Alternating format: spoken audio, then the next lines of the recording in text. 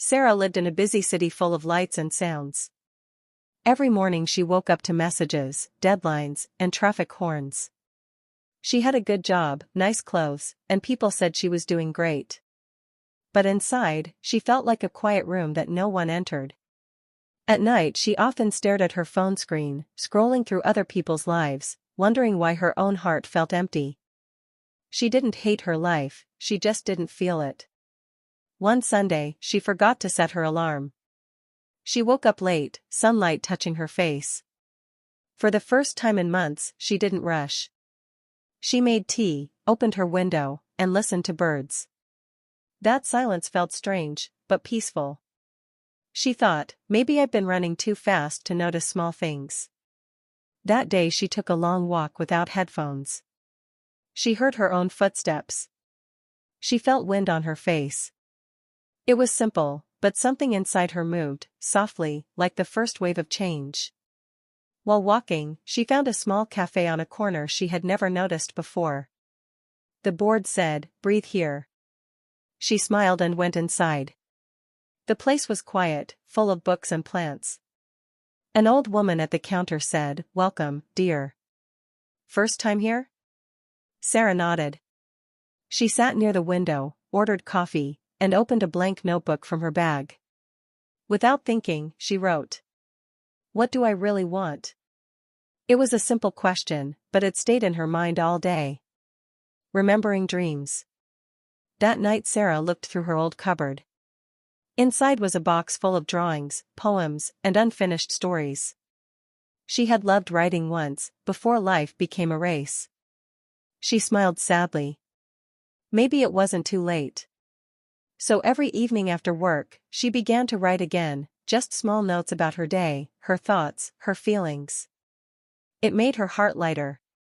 She realized she didn't need a big plan to feel alive, she just needed to return to herself. One afternoon at the cafe, a stranger sat beside her, a woman in her 60s with kind eyes. "You look thoughtful," the woman said. Sarah laughed, "I'm trying to figure out life." The woman smiled. "Ah, my dear, life isn't a puzzle to solve. It's a garden to care for." Sarah wrote those words in her notebook. They became her favorite line. Weeks passed. Sarah started saying no to things that drained her, fake smiles, extra work, people who only called when they needed something. At first, she felt guilty. But slowly, she began to feel free. She traveled alone to a small mountain town for a weekend. No Wi-Fi, no schedule, just peace. One morning she sat beside a river, watching sunlight dance on water. Tears came, not of sadness, but relief. She whispered, "I'm still here.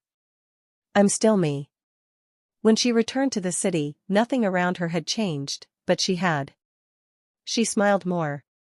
She listened more. She didn't chase things anymore, she created moments instead. People noticed. "You look different," her friends said. Sarah smiled, "I think I finally met myself." Months later, Sarah published her first small collection of poems online. It wasn't famous, but it was hers. Every morning she still made tea, opened her window, and listened to birds. The world outside was the same, but her heart had learned to see light again. And she knew, self-discovery isn't about changing everything. It's about finding peace in what already is. Epilogue, her words. In the last page of her notebook, she wrote, "I searched for happiness in places, in people, in success. But I found it in the quiet moment I stopped searching. I found it in me." Sarah smiled and closed the book. The morning sun touched her face. And this time, she didn't need to look for meaning, she was the meaning.